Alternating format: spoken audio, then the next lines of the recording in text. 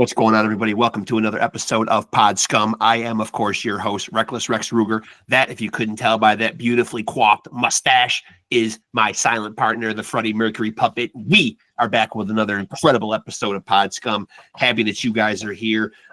Big ups to my viewers, my subscribers, and, of course, my guest. Just got past episode number 300 of this damn thing. Crazy. Oh, everybody, a debt of gratitude. I appreciate you all. Truly a landmark, at least personally to me. I think other than my pops, Diamond David Lee Roth Sr., and of course the late great legendary James Brown. No disrespect to you, Freddie Mercury. I probably am the third hardest working man of show business, if you want to call this show business, of the podcasting world, without a doubt. And we'll leave it at that. So I appreciate you guys. Before my guest gets in here and he's got big news to talk about, I can't believe I'm saying it. 2025, we got new Biohazard. We've already got new Biohazard music. We have a new Biohazard album coming straight for your dome. Wrap your head around that in 2025. I'm super excited. It is to drop the full thing all in October 17th, I believe. I am stoked. These guys are legends based out of Brooklyn, New York. New York stand up. We in the house. I'm super happy. He's been on the show before. Great guy, great guest. The man bashing the skins for the legendary Biohazard, my man DANNY SCHULER. And no shortage of stuff to talk about with the new album dropping and the boys back together, man, bringing it. And my guest is here now, so we're going to get into it and chop it up ASAP. Here we go. Away we go. Danny's got big news. Danny's got big news on the forefront, man. I love that. I love that I'm here in 2025 and I'm saying that new Biohazard music is on the way. You know what, man? That's made my year right there, man. I don't know if I've just maybe had a slow day at the office, man, but that should make my year, right? Are you talking to me?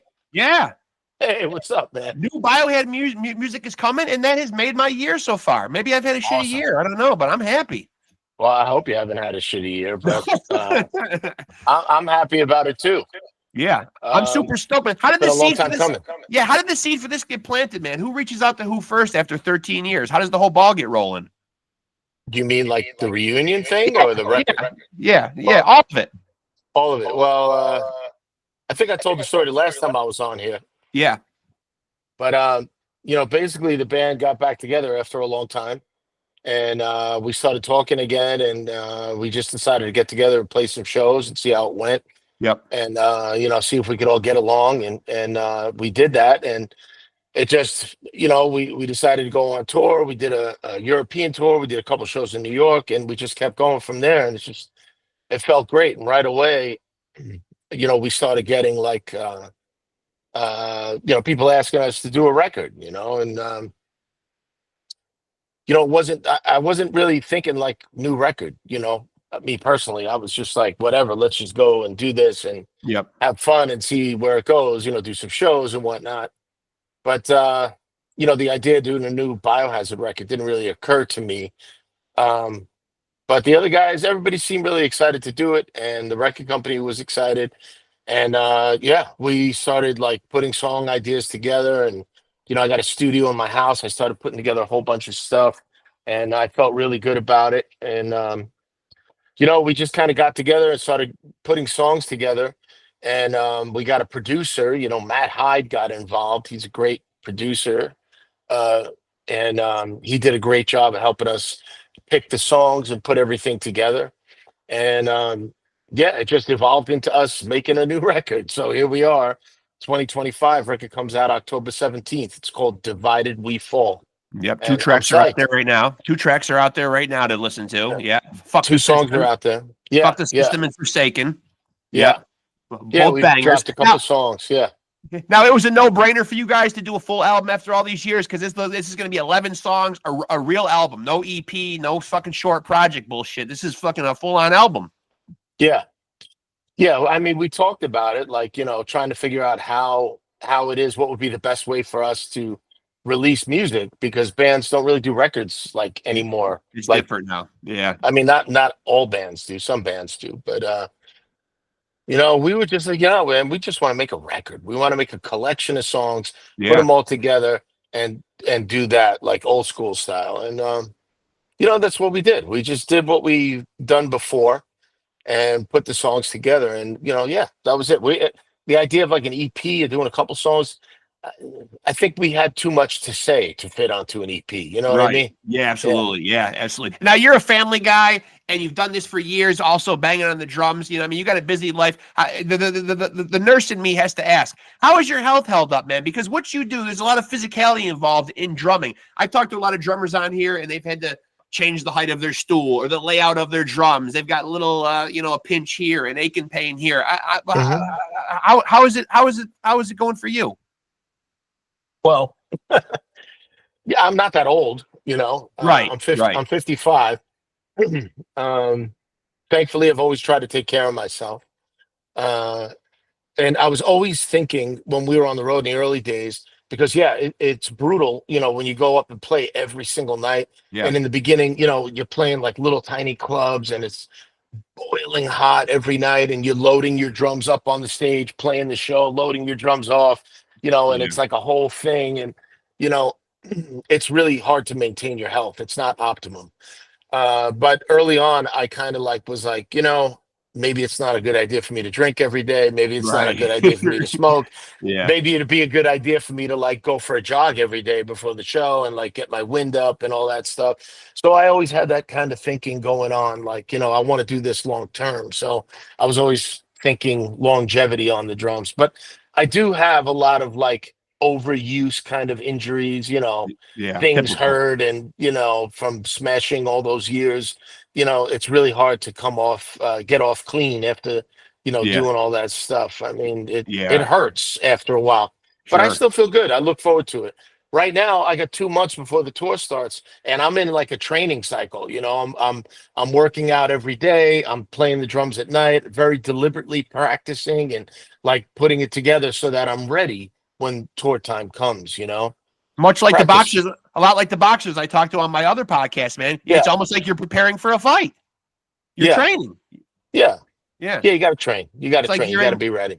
It's almost like you're a boxer away at fight camp. You're getting ready for a tour in 2 months. Yeah. Yeah. It And takes time to get ready. Yeah. sure. And so specifically, do you remember how you got drawn to the drums? Did that instrument pick you, or did you pick it? Obviously, sometimes kids when they're young, they want to be the shredder, they want to be the front man. How did you make the connection with drums? I don't know. I just always wanted to play the drums. I mean, I remember being very, very young, and like my parents were way into music. They listened to music all the time, and I remember like being on the couch in my parents' apartment in Brooklyn, sitting next to my mom while she was watching like um you know uh, um Elvis Yeah, live. yeah, And I remember, she was like telling me how great Elvis was, and he was great, but I was watching the drummer the whole time. yeah, yeah, And I remember watching, like, he had like these cool, huge drum set, two bass drums and everything. And he did like a guitar solo, and you could see Elvis was like really in sync with the drummer. And yeah, I was just watching the drummer, and I was like, I was just like, wow, I love that. And then, I think it was I think I was about 5 years old. I decided, yep, I'm going to play the drums. And my dad, on my fifth birthday, got me some like drumsticks. We didn't have a drum set yet, but got me drumsticks. My dad knew how to play like simple like army, like yeah, yeah, yeah. that's my dad Drum was in the corps. army. Yeah, Yeah, my dad was he was a veteran, so he showed me how to do like the basic like you know, marching beats and stuff. So I right. started like practicing that and like listening to music all the time. My oldest brother Joe was already into like Black Sabbath and stuff, so there was always that influence too. And I just started playing along to records. And then for Christmas that year, my parents got me a leather jacket and a drum kit. Oh, it's And that over. was it for me, Yeah, man. That was no. it. After that, I was just on the drums, playing the drums. And yeah, I was like 5 years old when I started playing. But I decided to play drums probably when I was 4 years old. Full rock star mode with the leather jacket. So what we're basically arriving at here is that I believe the great Elvis drummer around that time would have been Ronnie Tutt. Ronnie Tutt. Yeah, yeah. Yeah. So you're saying he is probably one of the biggest influences on you. I like hearing that. Well, I don't know how much he influenced the way I actually play, Just but he wanting to play certainly though. inspired me to play for Yeah. sure. He Yeah. was amazing. Ronnie Tutt was amazing. Incredible. Yeah. Incredible Incredible. drummer. And so what will touring look like? Obviously all you guys are older, in life now. What's the itinerary like that you guys come up with or put together? I imagine, it gets, I don't know, in my case, when you get older, you probably don't like leaving the creature comforts for as long, right? I mean, that's got to be rough, right? I mean, Well, uh, it's nice to be home and sure. just chill out and have like Yeah. chill time. But you got to go to work, man. What You you got to do. get out there and play. I Yeah. love being on the road. I do. Yeah. It's hard. It's hard being away from my family, my wife and my kids Yeah. and my friends at home, and everything, and our social life at home and everything else. It's hard to be away. But I love being on the road. I mean, I make the best of it. Some guys suffer through it. They're like, oh, I got to go on the road. It's Right. great playing, but I hate the rest of the day. Right. I'm not like that, man. I'm not like that. Like, you put me somewhere, anywhere, I'm going to find something to do that day that's going to be fucking awesome. And Yeah. I'm going to find a way to have fun. And that's what I do, like, every single day. Most days, I disappear before sound check, take a long walk, Yeah. explore whatever city I'm in, figure out what's happening around there, get out, get some exercise. I always find something to do, and I like to explore. So for me, I still like traveling and being on tour. I make the best of it, and I think we're very, very, very lucky to be able to continue to do it.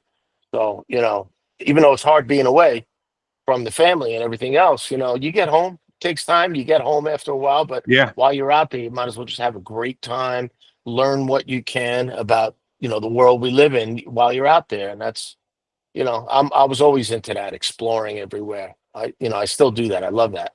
And so do you guys have a conversation like amongst yourselves about, okay, man, like we don't want to go out for, for this amount of time is going to be too long or is that a discussion amongst you guys? It hasn't really come up that there was a reason to have that kind of conversation yet. Yeah. Just You know play what I the mean? shows. Like The shows are like coming, right play them. now, yeah, it's like, Yeah. we know we have to tour. We know we want to tour. We have a new record that we all really believe in, so we don't want to miss the opportunity to promote the record and get out there and play these songs live because we're all really Yeah. excited to do that. But yeah, some of us have stuff going on at home and it's really hard to get away. But we haven't had the conversation where it's like, oh, I can only go out for a week, and Right. that Right. haven't had that conversation. But I mean, we got a U.S. tour coming up in October, with Onyx and Bayway and Swollen Teeth. And that's like 5 weeks. Yeah. We're gonna be away for a while on that. We get home in November, so we'll see what happens after that. I kind of want to keep going. So And so what was the creative process like for this album? Are you guys all involved in the songwriting? Did someone bring in a lion's share of the ideas? How did creating the album go down? this one was different, because um, we all live so far away from each other, Yeah. I'm over here on the East Coast, and Bobby's in Florida, Billy's in LA, Evan is in Mexico. It's really hard to just like get together and jam, Right. but Yeah. Bobby comes up all the time nowadays and stays up here. He's got a family member that lives like 10 minutes from me. So he comes up here to Jersey and stays, and we get together and work on stuff. Writing the record, I mean, we all had a bunch of ideas and we started putting stuff together, and we all write songs and contribute in different ways. Some of us write more, compose more Right. than others do, but that doesn't mean that the contribution isn't there. There are other ways that people contribute. So I think it was absolutely crucial all four guys were involved in the whole process. um, but when it came down to it, with all the songs, we had a bunch of songs, and some written by one guy, some written by another guy, some written by two guys, all different combos. But at the end of the day, it was like, yo, leave it up to Matt Hyde. Let him decide Yeah. what songs are going on the record. You know what I mean? We trusted him to be like, these are the ones, these are the best songs out of the bunch, because we had a lot. And Matt just chose, whatever songs he chose, the 11 songs that are on the album. I think we recorded maybe one extra. Um, maybe 12, I think we did, but there's going to be 11 on the album. Yeah. And But sadly, yeah, I mean, with dwindling attention spans and it being a track by track world, you guys sit around and consciously think 11 tracks? Does that feel like the right number? Do you think about how many songs or the length of a project nowadays? yeah, I do think about that. I mean, I wanted it to be substantial. We all wanted the record to be like, half hour, 35, 40 minutes. We wanted it to be a listening experience. Like you could put it on and listen to the whole thing while you're working out. You know what I Right. mean? Right. That's the experience I have all the time. I take music with me on a run or I go to the gym and I listen to a whole album and, 40 minutes is great. Right. So, yeah, I didn't want it to be too long, bore everybody, but I wanted to put every song that I believed in on the record, and we pretty much were able to do that. So it ended up being 11 songs. Now you just brought out workout albums, man. Like, what's a fucking like an album that you really fucking put a kick-ass workout into, man? What album would really get me? Is it always heavy stuff, or sometimes is it a departure from heavy? It depends. Like today, I was on my bicycle. Yeah. And riding my bike is a different vibe than when I'm in the gym. Yeah, for sure. Or when I'm like running, Yeah. When I run, I need hard music. I need like Sick of It All and Sheer Yeah. Terror and like, that kind of shit. Yeah. I'm listening to like Terror's EP and, all that shit. But yeah, all kinds of stuff. I like aggressive music. I'm a heavy music kind of guy. That's mostly what I listen to. I listen to a lot of other stuff too, classic stuff and funky stuff and all that other stuff. But 90% of what I listen to is like, hardcore punk metal kind of stuff. So right. So would you think it was safe to say that you're the guy in the band that brings that element? Because obviously, you could see Biohazard lumped into a lot of different genres online or whatever, but they always make sure that they mention that groove / hip hop fusion in there. You sound like you're the guy that more brings the the hardcore, the punk rock influence to the band. Where does the other elements come from? I wouldn't say that I'm the guy that brings that influence. I think we all have that. Okay. And bring that to the band to some degree. Some of us more than others. I probably push it more than the other guys do. Yeah.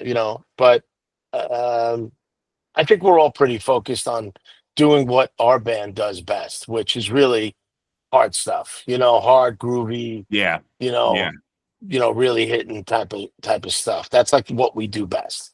And during the making of this record, there were a few times where it was like, there'd maybe be a song that was kind of a departure from that, something more melodic or, straightforward kind of thing.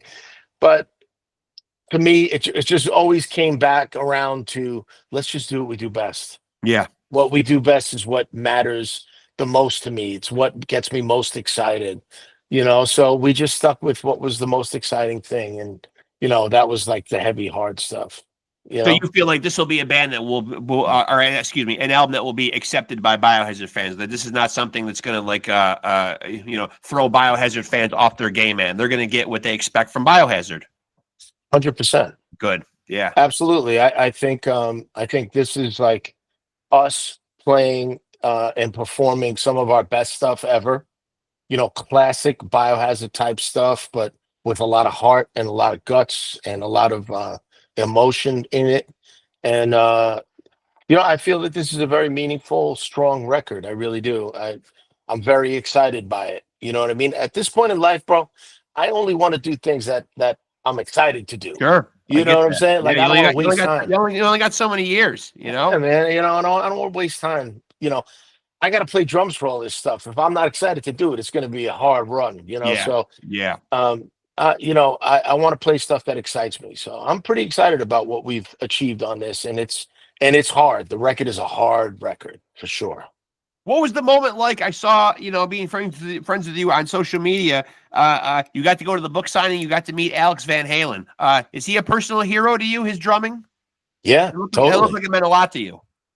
Oh, it definitely did. Yeah. I mean, I would say Alex Van Halen is one of my top 5 or top 3 drum influences for sure. Yeah. I mean, when I was a kid, those early Van Halen records, like Fair Warning, such a hard, great record, heavy record. I love his drumming on all that stuff, and his drum sound was so unique. such a musical drummer too. He just really did some unique stuff. Really a great drummer, great chops. Very underrated because he's in a band, Yeah. with Eddie Van Halen. Like A bit overshadowed. Yeah. yeah, way Oftentimes. overshadowed, of course. But criminally underrated as a drummer. But yeah, I got to meet him last year. Me and a couple of my sons went and met him and talked to him and hung out and took some pictures and stuff. And it was a great experience meeting him, man. To meet your heroes like that. Sure. I mean, I've met a lot of my drum heroes. When I was a kid, I was lucky enough to meet Buddy Rich, Yeah. Bill Ward several Yeah. times, Alex Van Halen. I never got to meet John Bonham, obviously. I never got to meet Neil Peart, but I saw Neil Peart play. And yeah, man, I'm pretty lucky when it comes to that stuff. Makes me kind of wonder. I'm drummer. 52, you're 55, so you certainly had a good portion of your childhood in the 80s. Been a rough week for us 80s kids. We lose Ozzy, we lose the Hulkster, we lose Theo from the Cosby Show. Jesus, man. Yeah, Rough. yeah, lose Ozzy was just Ozzy's. I couldn't believe it. I still don't believe it. I mean, me and my wife were talking about it this morning. I can't believe Ozzy's gone. It's crazy. He's such a sweet man, such a kind-hearted, sweet man. So cool, Yeah, we were all lucky to meet Ozzy and tour with Ozzy and all the Black Sabbath guys, really. But we toured with Ozzy. We spent a little time on the road with him, and we got to know him. And he was amazing, man. Just so authentic, so cool. So I get that vibe. Yeah. Yeah. He was just incredible. I mean, I just told the story recently of the first time I met him, and it was so hilarious, but at the same time, so like poignant. The things he would say, Yeah. Like the first, real quick, I'll tell you a story. Yeah, please. So 1994, Biohazard is wrapping up a European tour. Last show was maybe in Ireland or something. Yeah. But either way, we had a connecting flight from Heathrow in London. So it's like 1994. We're getting ready to go home. We haven't been home to New York in a while. We're at the airport in Heathrow early. Everybody's at the gate chilling out. Me and our light guy, Kenny, are like, yo, let's take a walk and get some food at the airport, find out what's going on. So we walk away from the gate, walking around looking for some place to get some food. And Kenny hits me and goes, yo, man, is that friggin' Ozzy Osbourne right there? And I'm like, what? It's like surreal. I turn and look, and he's standing 10 feet away from me with his wife. Yeah. And his wife is pushing the cart with the luggage, Sharon. Yeah. And he's standing there. And I just looked over and I went, Ozzy. And he was like, hey, how you doing? And we walked over and introduced ourselves. And the minute we said we were with Biohazard, he was like, oh, yeah, I fucking know Biohazard. And Sharon knew who we were and everything.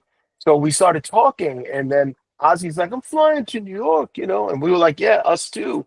And then he takes out his boarding pass and he's like, what flight are you on? And I look at his boarding pass and we were on the same flight. Oh, that's cool. And he was like, yeah, we can't find the fucking gate. I was like, we're all there. We're at the gate. Let's go. Yeah. So he's like, come on, walk with us, So we start walking with Ozzy and Sharon, the 10-minute walk to our gate, because they're going to go check in. Or like walking with royalty. Totally. It was totally surreal and unbelievable. Anyway, I'm talking to him. He's asking me about the tour. And out of nowhere, this is 1994. So out of nowhere, he looks right at me and Kenny. He goes, did you guys hear about the guy in Nirvana? Wow. Yeah. And I was like, yeah, it's crazy, right? It was like, a week or two after Kurt Cobain had killed himself, shot himself. And Ozzy was like, I can't fucking believe that. Can you believe that? And I was like, no, it's terrible, And Ozzy looked right at me and he's like, I've been fucked up in my life, man. I've been fucked up worse than you could possibly ever imagine. And this is Ozzy Osbourne telling me this. Yeah. You can only imagine how fucked up he could have been. Oh, man, off the charts. And he's like, I've been fucked up worse than you could possibly imagine, but I would never do that. Yeah. Never. Yeah. And he goes, he's got a fucking baby at home. And I was like, yeah. Yeah, man. It was just heavy, Suddenly you realize the Prince of Darkness has like morals and like he's a real dude. you know what? It was just one of those moments with somebody where poignant. Yeah, like you said. It was a poignant moment. It was significant. And it was just like, he said that to me. And like right away, I'm like, he's a family guy, you know. Yeah. He's like Sure. he might be Ozzy Osbourne crazy, but he ain't that crazy. You Right. know, he's still a man. He's still a family man, you know. Yeah. At the end It of the was day, just he is. Yeah. that was just one of those things that happened. Then we all went to the gate. We all Yeah. took pictures together. Everybody was That's laughing. We had awesome. a blast. And then Sharon invited us to do the Ozzy tour, you know, a year or two later, which was really cool.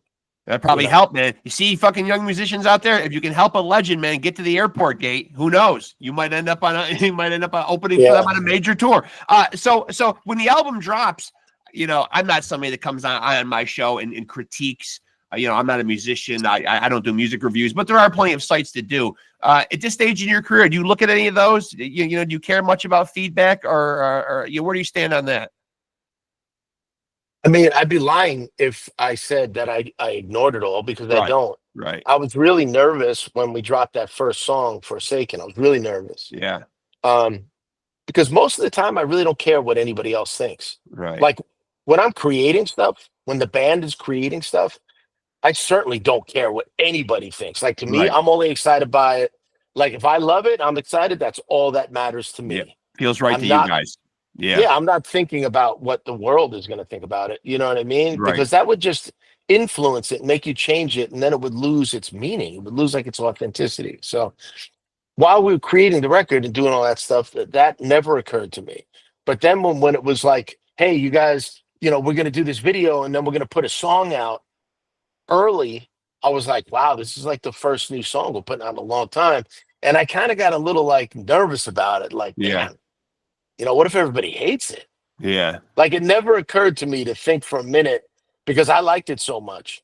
Never occurred to me to ever go, what if everybody in the world hates it? But I was like, you know what? I mean, if everybody hates it, then I guess I'm just screwed up, because I really love it. Well, So you're definitely getting your metal card pulled if you would ever type the words "new biohazard suck." New biohazard sucks. I mean, come on, man. There's no way in it hell. could There's no way definitely in hell. it could definitely suck. I guess We're it could, man. we Yeah. are perfectly capable of making an incredibly shitty record. Yeah. Believe me. Well, I just had this conversation with another guest too. In the metal world, as much as I love the genre as well, man, it does have its fair share of snobs who like to be judgmental about certain bands and certain elements and certain projects, and be a little highbrow about that kind of stuff. You know what I mean? And don't necessarily have chops themselves or have any experience making it, but they just like to run stuff down and you know, kind of have that opinion. I just didn't know, like, if you like looked up like, oh, hey, like, let's see what this site is saying, or this site is saying, you know, about our new stuff. Well, I'll tell you this. When the first song dropped, Forsaken, it came out largely just on social media. And I was like busy working the whole day. And at the end of the day, it was either my wife or one of my kids was like, did you see all the stuff everybody's saying about your new song? Yeah. And I was like, no, I haven't seen it yet. And this is like the first day it was out. Right. And I was like, oh God, I don't want to see it. You know, it's going to be terrible. And I think it was my wife. And she was like, oh no, it's amazing. You got to see all the nice things people are saying. Yeah, and I was like, breathe a sigh of relief. Yeah. And I started like looking at like Facebook and reading some of the comments. And some of the comments are hilarious. Yeah. You know, like yeah. the really crappy ones, like where they insult the band. Or like, those are the funniest. That's the best. Yeah. But no, I started reading it, and I was like, people were saying really nice things. Yeah. And I you know, I was like, wow, this is different. This is weird. You know, like people were saying, you know, how much they loved our band and how much it meant to them. And like here, like Forsaken sounds so old school, like to do, like you guys are doing what we love you guys do. I like, it kind of felt to me like I was like, wow, we were on the right track when we were making the record, because the whole thing I kept saying was, let's just do what we do best. Let's just follow our hearts. Let's do what we do best. Don't worry about what Knocked Loose is doing. Don't worry about what Kubla Khan is doing. Don't worry about what all these new bands are doing. Let them do their thing. We got our own thing. Let's do what we do. Maybe that's a secret. Maybe that's a secret, right? And you step away for 13 years. You know, like our great American poet Tom Kiefer said, "Don't know what you got till it's gone." Right now, people are happy to have you guys back. You know what I mean? They're like, "Oh shit, we haven't had Biohazard in a minute now. Now we got some shit." I hope they are, because you know, it feels great to share our music with people who get it. Yeah. And it feels it's like, it's interesting. It's like you put a song out, it almost like it felt like people needed a song like that from us. You know what I Yeah. mean? Like Yeah. to feel needed like that, like people like need us to fill a niche because Yeah. not other bands maybe aren't doing it for them that way. That's pretty cool.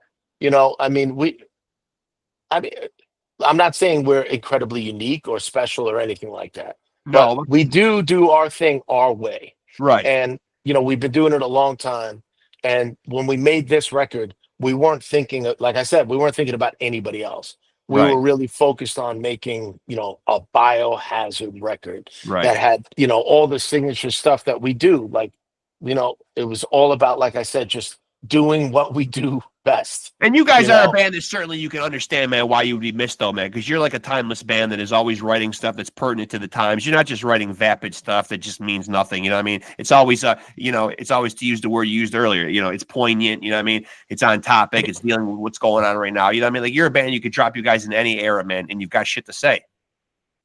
well, thanks. I appreciate that you say that. But, what it really comes down to is when we're writing the songs, we absolutely have to have something meaningful to say. Yeah. And we got to really unite on that and carry the energy of that. And when it comes to the music has to move us. Right. If the music has the energy to move us, then we know we're on the right track.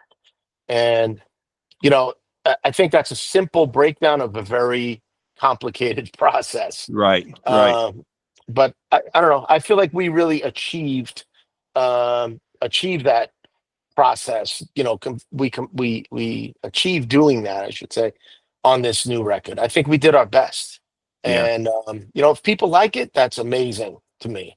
If people don't like it, then I get it. It may not be your cup of tea, I know, but this wasn't about appeasing people, this record. Right. Right. It was about appeasing us, doing what we have to do in our heart, what we were feeling. It wasn't about making anybody else happy. But if somebody else likes it, if real Biohazard fans get this and lump this in with some of our classic records and go, it's a classic, stands right next to Urban Discipline and State of the World Address, that would be great.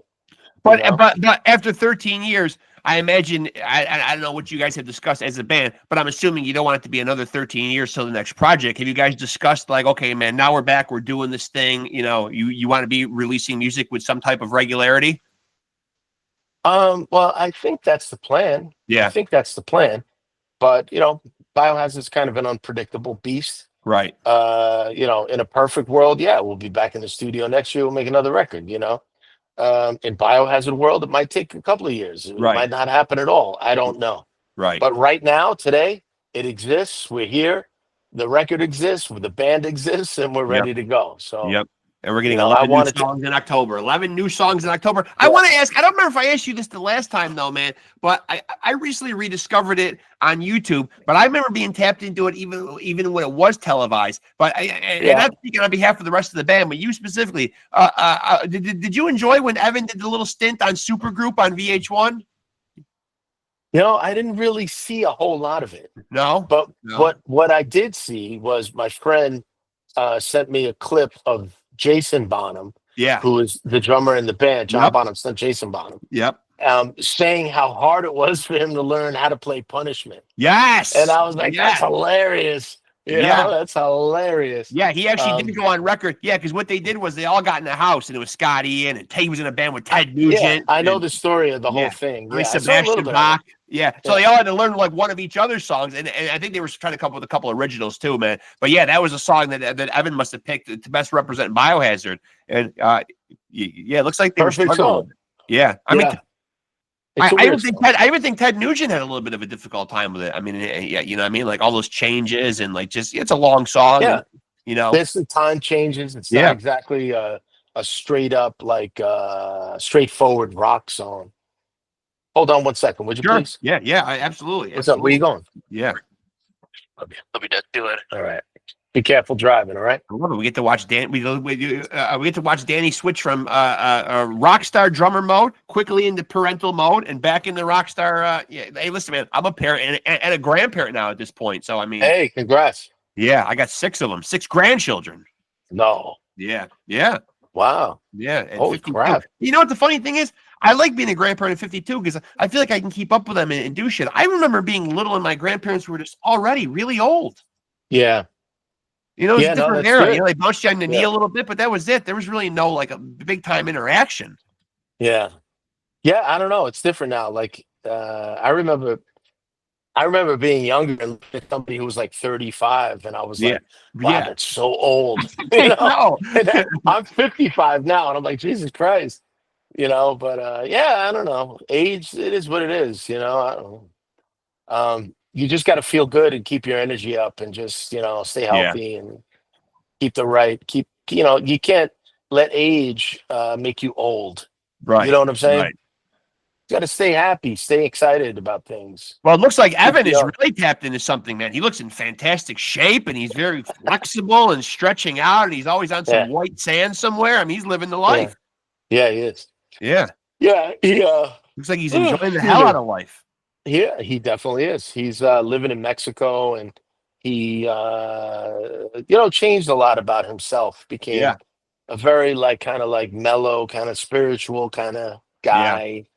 He like leads like a men's like help group, Yep. self-help group, and Yep. does that kind of thing, which is really cool that he does that.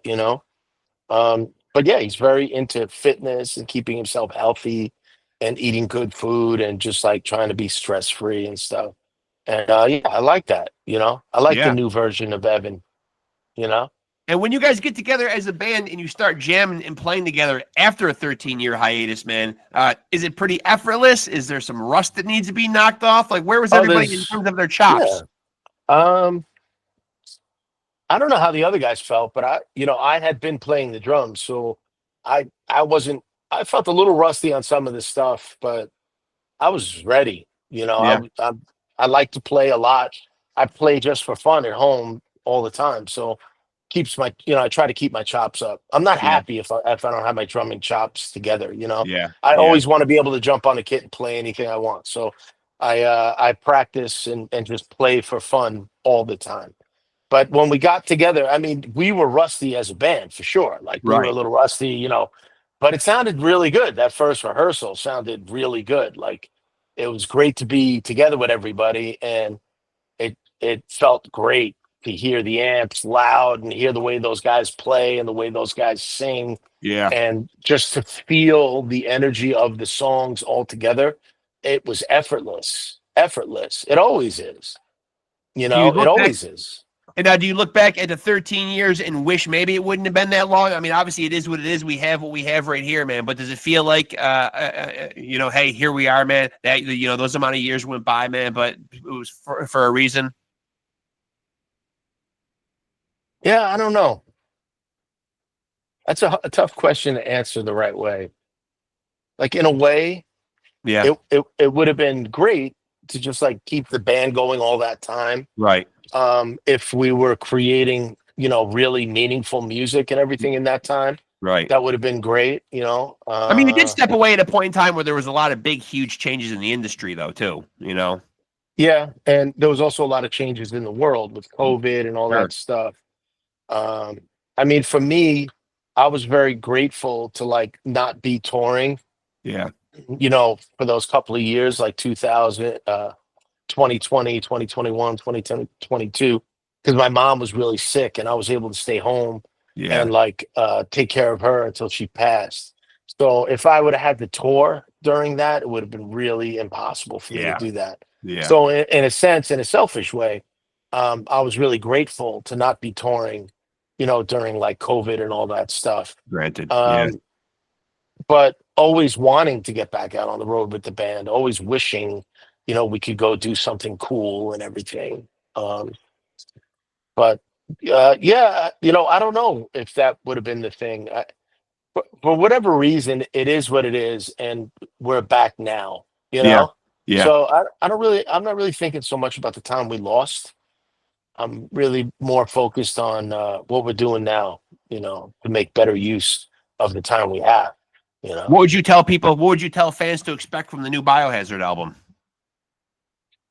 Expect, you know, intense energy, intense emotion, um, anger, frustration, but hope too. Yeah. Yeah. Yeah, Jesus. Let's let's at least end it with the caveat of a little bit of hope, right? For God's sake. Yeah. It's not all negative. I mean, Right. people are already asking me about the song "Fuck the System" and blah blah blah. But Yeah. that song really, there is a positive aspect to it. Absolutely. That song is really about uniting people Yep. I got that. against the thing that's tearing us all apart. Yeah. Yeah. And even the title of the record, "Divided We Fall." Yeah. We got to stick together. It very much sounds like a lot of the old like hardcore themes that you think of, man, that they've adhered to for years. Like when you think of like an Agnostic Front, Victim in Pain, or Liberty and Justice, or some of those old tracks where it's like, you know what I mean? Like almost like a rallying cry, almost. A rally call, sure. Yeah. I think that's what cements it as having those songs, at least the two we have out now, as having that punk hardcore aesthetic to them. You can kind of feel that in those songs. Yeah, well, I mean, that's how we grew up. That's how we identify with things, and that's how we express ourselves. And you said Agnostic Front. I mean, they're the best at it. The best at it. Yeah. Talk about a socially conscious, brutal band. Yeah. It's Agnostic Front. For years they've been making great socially conscious music and delivering it in a brutal way. And they I mean, one of our biggest influences. They will have a new album out later. They will have a new album out later this year too. Biohazard and Agnostic Front in the second half of the year. And Madball, they're in the studio now too, finishing their record. Man, that's good news. Friggin' awesome. Christmas we just early. need, I'm waiting for Sick of It All. Yeah. Yeah, I know. Feel better, Lou. Yeah, I've had Lou on the podcast, man. He's battled back as well. I mean, so is Roger, man. All those guys, man, like from that Lower East Side, man, that really started that New York hardcore movement, man. They're tough bastards, man. All of them, man. You know what I mean? Like it takes a lot to keep those guys down. Roger's battled back from cancer, and I've had a couple of the Agnostic Front guys on. I worship those guys, man. The best in the business, man. Easily. Yeah, for sure. Yeah, I agree. Yeah, listen, man. I appreciate catching up with you, man. You're one of my favorites, man. I love talking with you, man. And I appreciate you making the time, especially on a Sunday, man. So many other things you could be doing. Yeah, so many other things you could be doing. I'm excited, man. The album drops when again? October 17th? October 17th, Biohazard, Divided We Fall, coming out worldwide. Before that, we might release another song and video before that. We'll see. But yeah, October 17th. Tour starts, I think, October 1st. Here in the U.S. Okay. And we're announcing more dates soon. So yeah. And obviously you guys have your own website, right? Biohazard. They can find out everything they need to know there. Yes. Yeah. Social media, the whole thing. We're all over. You guys are out there. You're all over the place. We're excited, man. Super happy, man. Appreciate you, man. Thank you so much, man. Thank you. Appreciate you. After the album's out or you get back from tour, love to have you back on. We'll chop it up again, man. Anytime, man. Always. Thanks, my friend. All right. Good talking to you, man. All right. Take later, care. man. And there he goes, folks. The great Danny Schuler, the guy pounding the skins for the mighty Biohazard. I can't believe what I just said in the last 2 minutes of that episode. New music from Biohazard. Possibly he added new music from Madball. And I said new music from Agnostic Front. Tickled pink that those words even just came out of my mouth. Christmas come early, damn right, in 2025. Super happy to have Danny on. Yes, definitely keep your eyes and ears peeled for Divided We Fall. The new Biohazard album dropping October 17th. Go check out their website. Y'all know how to work your computers. You're not dumb. It's 21st century. Go check out tour dates. If they're rolling through a town near you to bust your face open, get there, man. Get in the pit. Buy some merch. Support live music, man. That's how these guys make their living. Don't be a fucking cheapskate. Get out there, man, and show some love. Show some support. It's a grind. It's a grind like you and me are grinding going to work, man. Me being a musician. These guys ain't sitting somewhere on piles of money. These guys are out there working, man. Biohazard is a hard-working band. Got the punk hardcore ethos, man. They're out there bringing it every night, man. Show up and show out. That's all I can tell you guys. And go listen to the 2 tracks that are out there right now. Fuck the System and Forsaken. And you're about to get 9 more dropped on your fucking dome piece come October, maybe even sooner. 11 tracks. It's going to be a banger. I cannot wait, man. Super happy for the guys, man. Biohazard, one of the best. Brooklyn, New York's own, baby. Stand the fuck up, man. They're going to be bringing it. I'm happy to catch up with Danny again, man. Always appreciate him, man. Thank you, sir. himself one of the best in the business. Make sure to like, make sure to follow Pod Scum on Facebook at Off the Couch Boxing and Pod Scum. And of course, make sure to like, subscribe, and hit the notification bell on this channel to stay tapped in. This is where you really need to be for the most amazing and real conversations. You all know how we get down. We're moving all over the board with it. Talking about this, talking about that, bringing conversation back, y'all. It's a dead art form. We got to keep it alive. So we get people on here and we chop it up about the who, what, where, when, why. And that's what I love to do, man. And I hope you guys dig tuning in and watching / listening to me do what I do. If you do, make sure, as I said, to follow us on Facebook and like, subscribe, and smash that notification bell to stay tapped in. This is where we do it right here, man. So again, big thank you to Danny Schuler. I appreciate him coming on here, man. Again, check Biohazard's website. Check streaming platforms for the 2 tracks that are out there now. More on the way. Full album coming October 17th. Brace yourself. We got new Biohazard coming soon. Right down the tracks. Right towards you, man. Brace yourself, as I said, young ones. And again, appreciate you guys. And remember to listen to your boy Reckless Rexx when he tells you that you need to take it easy and keep it sleazy.